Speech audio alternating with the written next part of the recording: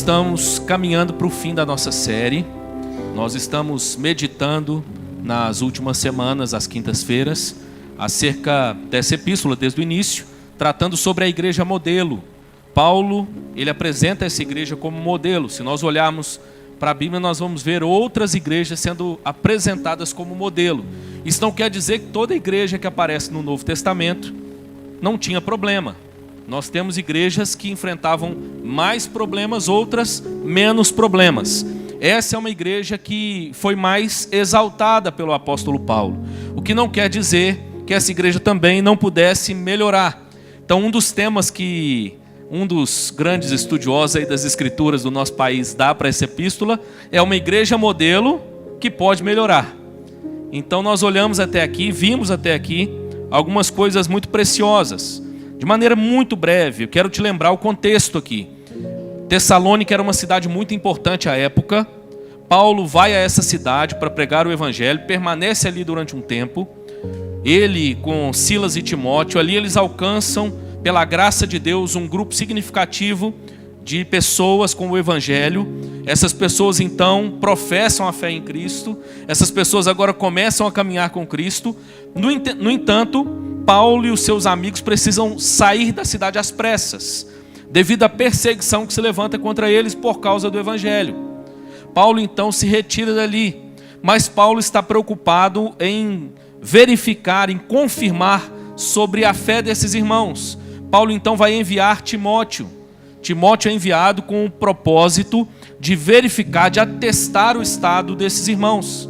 E ele então traz boas notícias a Paulo sobre a realidade da fé desses irmãos. Paulo, Silas e Timóteo escrevem juntos essa epístola. Lá no início ela é apresentada como uma carta conjunta. No entanto, a gente acaba citando mais Paulo, porque a gente percebe que em alguns momentos a epístola, inclusive, ela assume essa questão da primeira pessoa. Lendo especificamente o capítulo 4, do verso 13 a 18, que se você não acompanhou, na semana passada o nosso pastor esteve aqui ministrando. Eles caminham, esse bloco do 4, 13 a 18, caminha muito perto do bloco do capítulo 5, verso 1 a 11. E basicamente os dois tratam acerca da segunda vinda de Cristo. Basicamente os dois vão abordar a questão sobre como nós devemos entender essa questão do fim dos tempos. Eu ouvi recentemente, eu estou fazendo uma pós-graduação em Ciências da Família, e eu ouvi recentemente o professor mencionando um exercício terapêutico, não sei se você já ouviu falar desse exercício, chamado necrológio.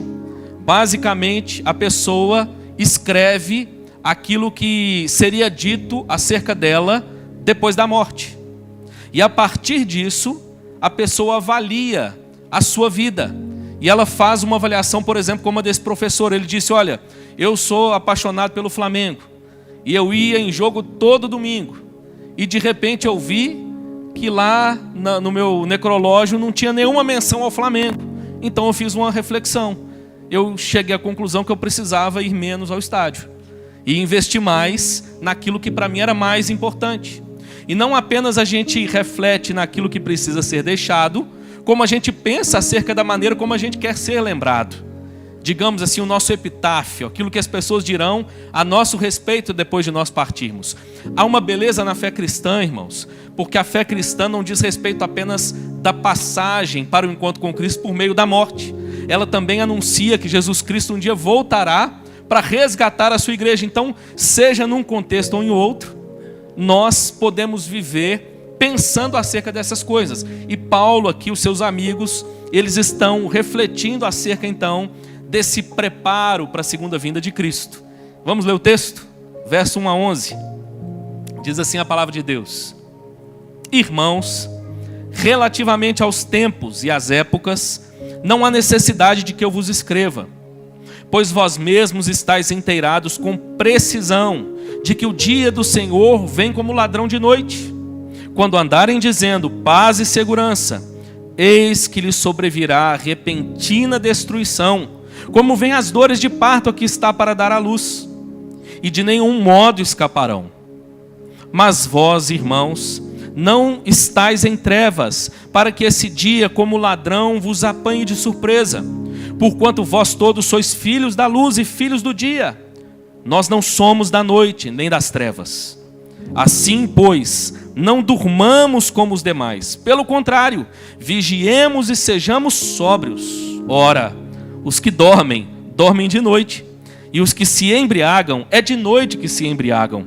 Nós, porém, que somos do dia, sejamos sóbrios, revestindo-nos da couraça da fé e do amor, e tomando como capacete a esperança da salvação.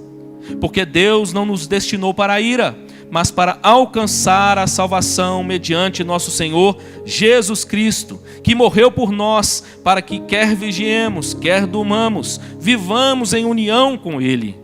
Consolai-vos, pois, uns aos outros, e edificai-vos reciprocamente, como também estáis fazendo. Que Deus nos abençoe então, irmãos, e aplique essa palavra ao nosso coração, em nome de Jesus. Como eu vinha dizendo então, uma das maneiras como um teólogo do nosso tempo resume essa epístola é uma igreja modelo que pode melhorar. Pastor Hernandes diz ainda que essa epístola também pode ser resumida com o seguinte título: Como se preparar para a segunda vinda de Cristo. Esse é inclusive o subtítulo que ele coloca no comentário que ele faz dessa epístola. E é interessante porque quando nós chegamos nesse bloco, nós então vamos encontrar o núcleo da epístola. Paulo já vem tratando sobre a segunda vinda de Cristo, capítulo após capítulo. Mas aqui no capítulo 4 e o capítulo 5, ele vai abordar de maneira mais detalhada, ele vai dar mais ênfase a essa questão acerca da segunda vinda de Cristo. Eu me lembro, irmãos, que na pandemia, eu recebi um dia uma mensagem no WhatsApp, e essa mensagem era de uma pessoa me pedindo que gravasse alguns áudios falando acerca da segunda vinda de Cristo, porque na pandemia essa pessoa tinha alguns parentes que estavam inclusive na Europa, em mais de um país da Europa, e eles têm um grupo de família e de amigos, e lá eles começaram então a questionar acerca do Apocalipse, acerca do fim de todas as coisas, e pasmem, a maioria deles não era cristão. Olha que interessante. E houve então uma curiosidade acerca desse assunto. Perceba que nos momentos mais drásticos da história da humanidade, as pessoas se voltam para esse assunto com mais curiosidade. No entanto, à luz do que nós percebemos e aprendemos desse texto, esse é e deve ser um assunto constantemente, que deve fazer constantemente parte das nossas reflexões como cristãos. Esse não é um assunto apenas para momentos específicos da história, dramáticos da história, mas é um assunto que deve fazer parte, de certa forma, do nosso cotidiano. Aqui, quando nós olhamos então para esse assunto, ao mesmo tempo, o que nós vamos perceber? Que algumas pessoas, e aqui Paulo então vai tratar o problema, eu não vou esmiuçar o problema aqui, porque ele tem certa complexidade, o problema encontrado pelo apóstolo Paulo naquela época, naquela comunidade, mas basicamente havia dificuldade acerca do entendimento da vida após a morte, e havia para eles um sentido de preferência para aqueles que estariam vivos na vinda de Cristo. E eu entendo que há um paralelo nos nossos dias. Eu já ouvi mais de uma vez alguém dizer assim: não, porque eu tenho muita expectativa que Jesus volte na minha geração, que eu então experimente a segunda vinda de Cristo e não passe pela morte. Eu entendo que há alguma razão nisso. A morte, irmãos, para nós é algo tão difícil de lidar. Mesmo para o cristão, nós nos preparamos para a morte, mas quando nos deparamos com a passagem de alguém que nós amamos, nós nos entristecemos. Nós lidamos com o luto com certa dificuldade. E a razão disso é porque Deus não nos criou inicialmente para passarmos pela morte. A morte é resultado da queda do homem, do pecado do homem. Então nós lidamos com certa dificuldade, eu entendo. Algumas pessoas temem a passagem, têm algum receio do sofrimento, da dor, e por causa disso expressam-se dessa forma. No entanto, irmãos, o que Paulo resumidamente aqui vai nos ensinar é: quer estejamos vivos, quer estejamos mortos, nós somos privilegiados porque somos filhos de Deus. e igualmente desfrutaremos da mesma graça, desfrutaremos da mesma alegria. É basicamente isso que Paulo vai tratar aqui no final do capítulo 4 e no capítulo 5. Havia dúvida com respeito aos que dormem, e Paulo aqui ele vai tratar tanto dos que dormem quanto dos que ainda estão vivos, mostrando que nós somos privilegiados, irmãos, por podermos tratar acerca dessas coisas com esperança, com alegria no olhar, com alegria nos nossos corações. E quando nós então nos voltamos para o texto, já no verso 1, há um detalhe aqui interessante, na nossa versão diz assim: irmãos, relativamente aos tempos e às épocas, não há necessidade que eu vos escreva. Pode ser que alguém passe por esse texto e entenda que Paulo aqui está dizendo que as coisas escatológicas não são importantes. Olha, eu não preciso falar sobre isso. Mas na verdade não é disso que Paulo está tratando. O que Paulo está dizendo é: aquilo que vocês precisam saber fundamentalmente sobre esse assunto, vocês já sabem. Quando o evangelho chegou até vocês, vocês ouviram sobre isso. E o que é que eles ouviram? Nós ouvimos da boca do próprio Jesus, por exemplo. Em Atos, capítulo 1, verso 7, algo semelhante. Quando ele estava subindo aos céus, ele disse aos seus discípulos: não vos compete conhecer tempos e épocas que o Pai reservou pela sua exclusiva autoridade. Então o que Paulo está dizendo é: não compete aos cristãos marcar a data da volta de Cristo. Não compete aos cristãos ficarem fazendo contas, lendo o Apocalipse, lendo as epístolas, fazendo contas para marcar o dia em que Jesus vai voltar. Mas ao mesmo tempo isso não significa que esse não é um assunto importante. Nós não marcamos o tempo, mas nós precisamos aprender aquilo que as Escrituras revelam acerca dessas coisas. E eu quero te dizer que o básico, o essencial, é isso que Paulo está dizendo. Nós cristãos já sabemos. Paulo aqui vai então reafirmar esse ensino. Paulo vai aqui lembrar novamente essas verdades. Quando nós então olhamos para esse texto, nós vamos encontrar aqui alguns lembretes finais de Paulo, dos seus amigos, para a igreja modelo. E podemos inferir que esses lembretes também foram destinados a nós. O primeiro desses lembretes, irmãos, muito importante, quando nós falamos acerca das últimas coisas, é acerca da natureza repentina e destrutiva da segunda vinda de Cristo para aqueles que se perdem. Desculpe, eu não tenho como evitar esse assunto. A Bíblia diz que para aquele que não está em Cristo, a natureza da segunda vinda de Cristo, quando Cristo pisar novamente nessa terra, quando Cristo voltar, ela será de repentina destruição. Olha o verso 2 comigo e o verso 3. O texto diz assim: pois vós mesmos estáis inteirados com precisão de que o dia do Senhor vem como ladrão. Essa é a primeira figura que Paulo e seus amigos vão utilizar aqui. E é interessante porque há consistência com o ensino do próprio Senhor Jesus Cristo. O próprio Senhor Jesus Cristo falou sobre isso. Lá em Mateus 24, 43 e 44, a Bíblia diz assim: mas considerai isto, se o pai de família soubesse a que hora viria o ladrão, vigiaria e não deixaria que fosse arrombada a sua casa. Por isso, ficai também vós apercebidos, porque a hora em que não cuidais, o Filho do Homem virá. A primeira figura que aparece aqui, irmãos, é a figura de um ladrão. E essa figura, ela aponta para o caráter repentino da volta de Cristo. Essa figura aponta para o caráter da volta de Cristo, encontrando os ímpios despreparados para essa volta. Quem é que se prepara para receber o ladrão? Bom, não sei se você já teve essa experiência, mas eu já tive a infeliz experiência de encontrar um cidadão dentro da minha casa às 2h30 da madrugada. Eu era casado, mas ainda sem filhos.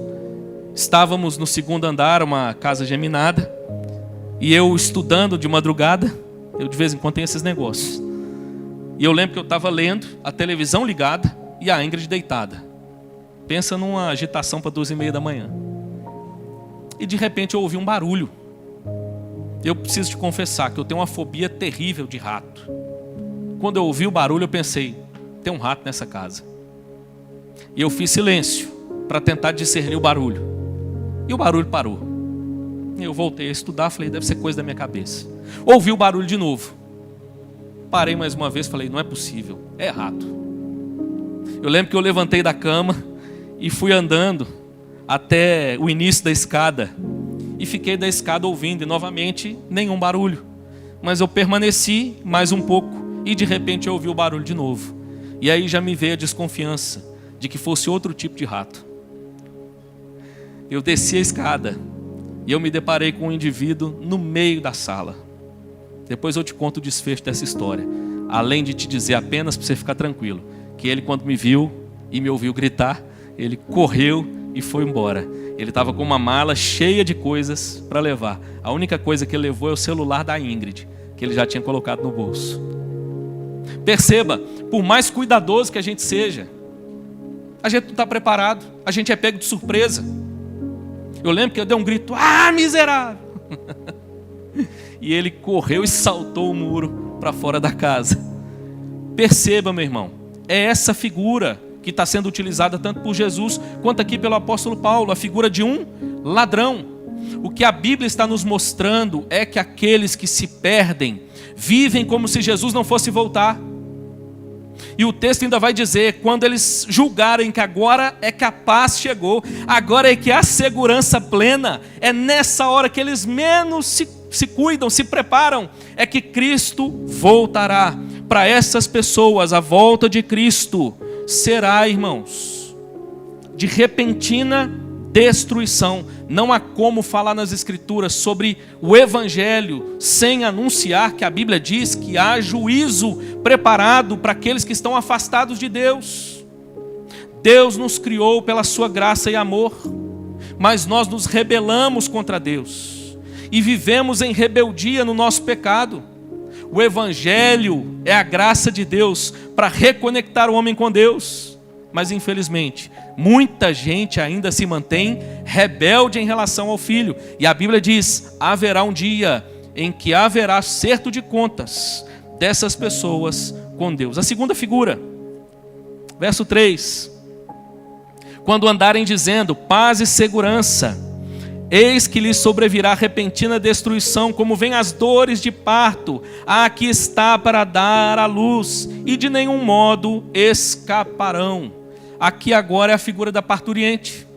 E a ideia que a figura é mencionada para dar essa ideia de que a volta de Cristo e o caráter repentino e destrutivo da volta para os ímpios é inevitável. Assim como a mulher que está grávida, que está para dar à luz, a dor de parto é inevitável, óbvio. Pense no contexto em que não havia como a mulher tomar uma anestesia, fazer uma cesariana. Então o contexto aqui é de um parto natural.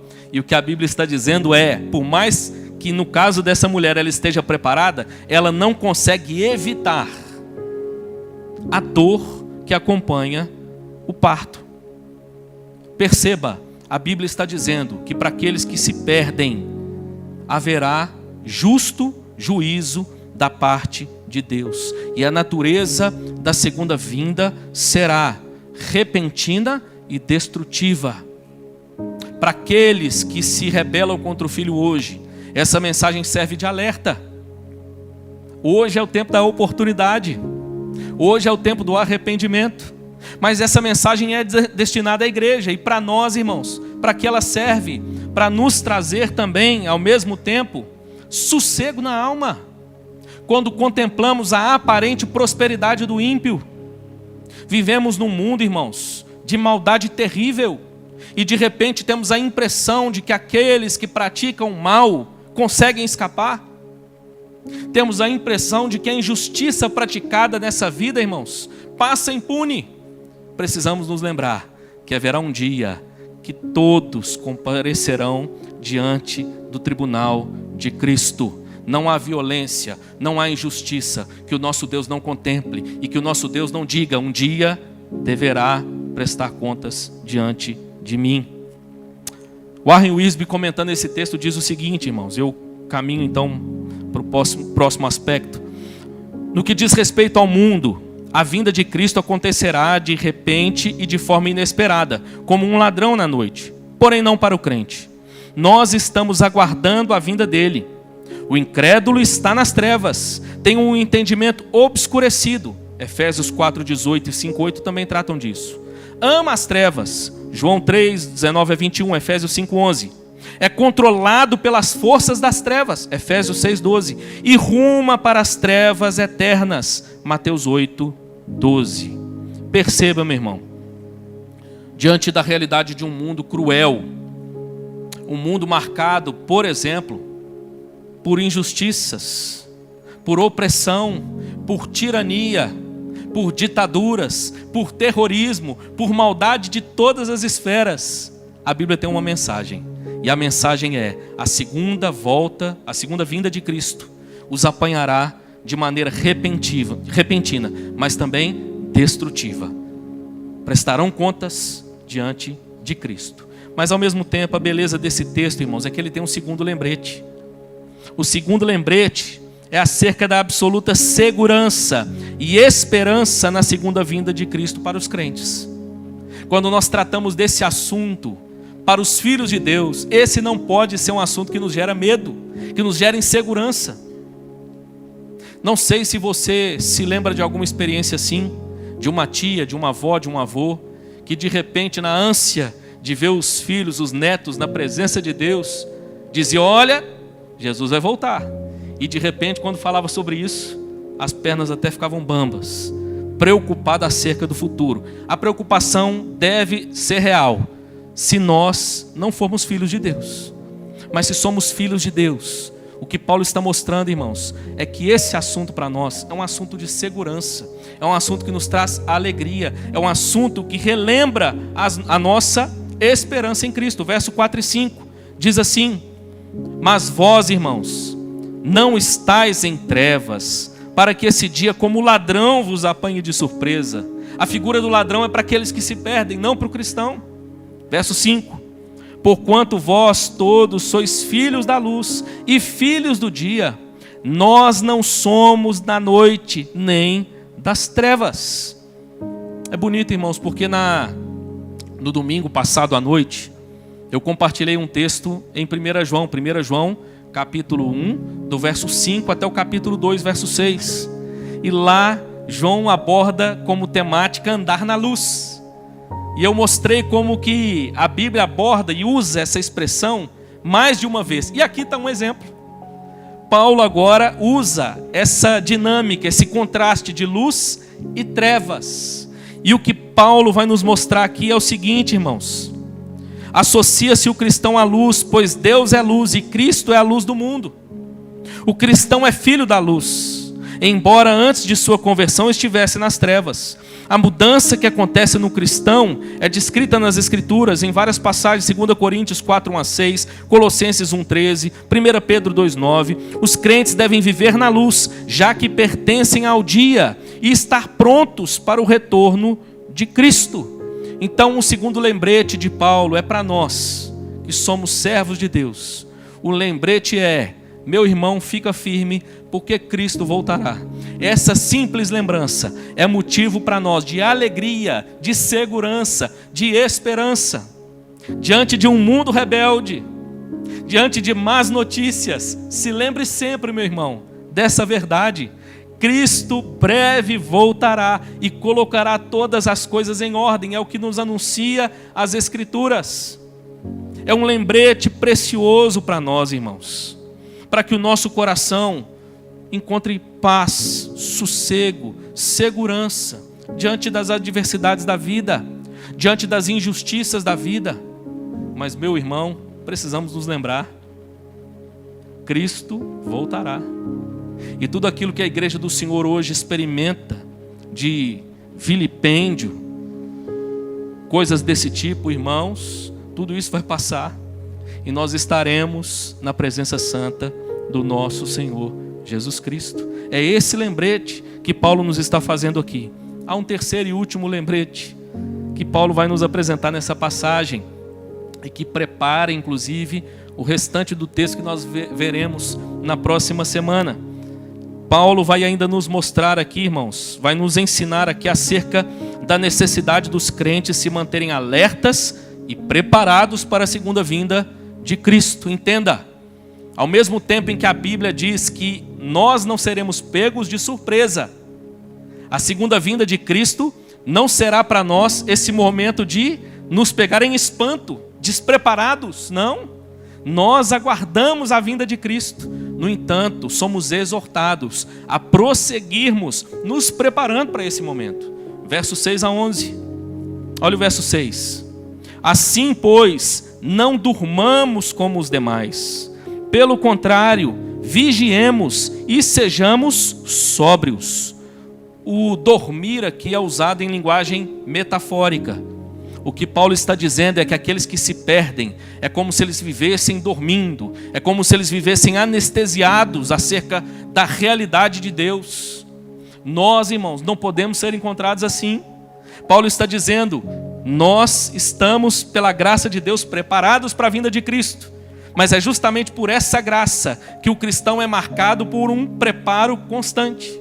A ideia é a graça de Deus que abre os nossos olhos para compreender a realidade de Cristo. Mas é essa mesma graça que nos capacita a diariamente prosseguir, nos preparando para o encontro com o nosso Senhor e Salvador Jesus Cristo. Figuras aqui utilizadas, eu vou dizer de maneira breve o que elas significam. Dormir aqui significa viver como se nunca houvesse de vir um dia de juízo. Ser vigilante, mencionado aqui também no texto, verso 6, significa viver uma vida santificada, consciente da vinda do dia do juízo. Pressupõe-se precaução espiritual e moral. Significa estar espiritualmente desperto, como em Apocalipse 3, verso 2 e 3. Implica o hábito da oração regular, inclusive ações de graças. Colossenses 4, 2. E é o que vai aparecer na sequência final do texto.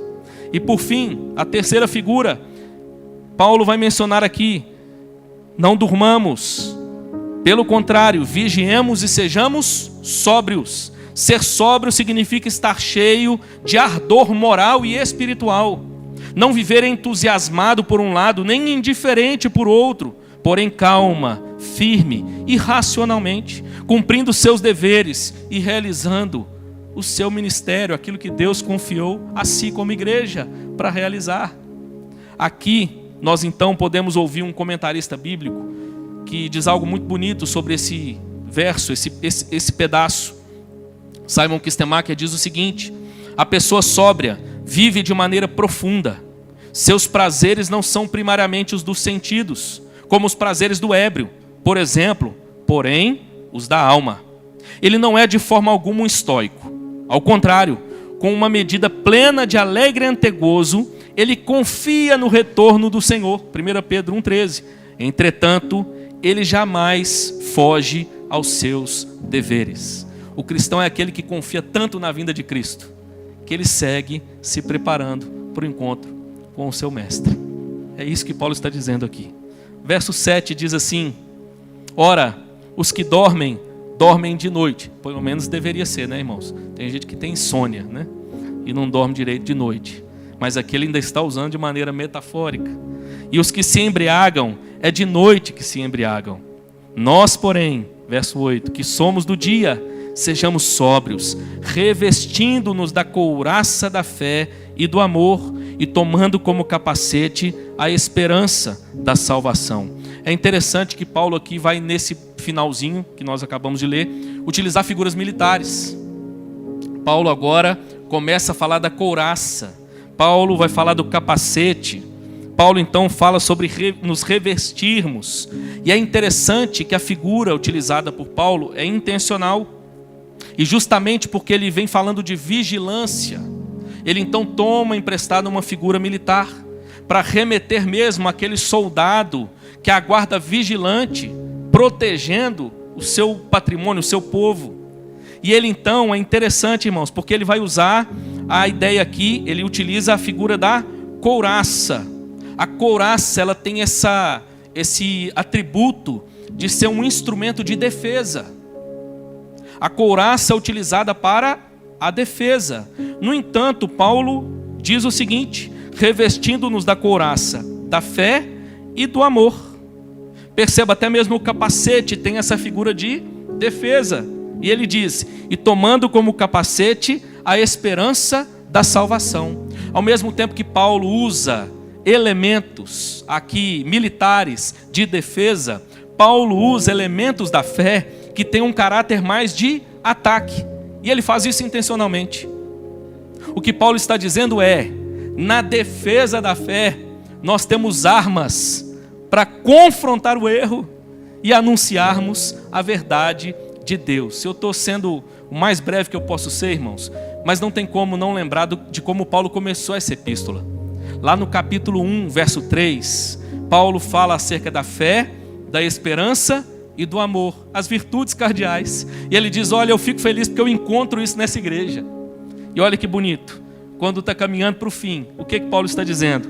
Nós, porém, que somos do dia, sejamos sóbrios, revestindo-nos com a couraça da fé e do amor, e tomando como capacete a esperança da salvação. Olha que bonito, irmãos. Que coerência na mensagem de Paulo. Paulo está com isso, então, nos exortando a que estejamos prontos, preparados para a vinda de Cristo. Verso 9. Porque Deus não nos destinou para a ira, mas para alcançar a salvação mediante nosso Senhor Jesus Cristo. A salvação graciosa que só Cristo poderia oferecer. Fomos destinados para ela, não para a ira. Verso 10. Cristo que morreu por nós, para que quer vigiemos, quer durmamos, vivamos em união com Ele. Dormir aqui agora é usado na linguagem de certa forma literal, mas não no sentido de dormir um sono à noite, mas no sentido de morrer.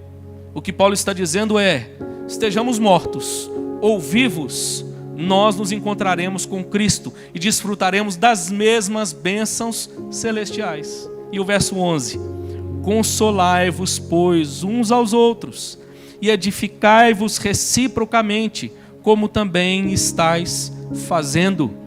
Dupla missão da igreja, até a volta de Cristo: consolarmos uns aos outros e edificarmos uns aos outros. No consolo, muitas vezes estendemos a mão. Na edificação, muitas vezes exortamos a todos. Em nome de Jesus. Eu concluo te dizendo o seguinte, ainda uma frase do Simon Kistemaker: estejamos preparados, espiritualmente alertas, firmes na fé, animados, fortes, tranquilos e com feliz expectativa, aguardando aquele dia futuro. Esse talvez é o resumo daquilo que Paulo apresenta a nós nesse bloco que nós ouvimos nessa noite, em nome de Jesus. Cristo voltará. A volta de Cristo é inevitável. Ela já está agendada na agenda celestial. Quem é que sabe esse dia? O Pai reservou a sua exclusiva autoridade. Mas olha, já está escrito. Nós conhecemos a história, de certa forma, poeticamente dizendo, do fim para o começo. A Bíblia nos garante, o livro da vida já está escrito, com os nomes postos. Vai chegar o momento em que o Cordeiro o abrirá e revelará aquilo que está nesse livro. É bonito, irmãos, diante dessa realidade, ouvimos o que a Bíblia nos diz. Primeiro, um lembrete acerca do juízo iminente, repentino, destrutivo, que alcançará aqueles que não estiverem em Cristo. Essa é a verdade das Escrituras. A segunda, um lembrete para nós que somos filhos de Deus. Sossega o coração. Esse assunto não é para te espantar. O Apocalipse não é para trazer medo nos crentes. É para trazer alegria, segurança e esperança. Mas ao mesmo tempo, estejamos alertas e preparados a todo instante, aguardando o dia em que o nosso Senhor voltará. Breve Ele virá, diz as Escrituras. Amém, meu irmão? E que Deus nos abençoe e que sejamos encontrados dessa forma, em nome de Jesus. Se essa não é a sua realidade, ainda há tempo para se arrepender. Hoje é o dia da sua salvação. Que Deus te abençoe e te dê graça para que você tenha um encontro com Cristo, em nome de Jesus. Amém, meu irmão?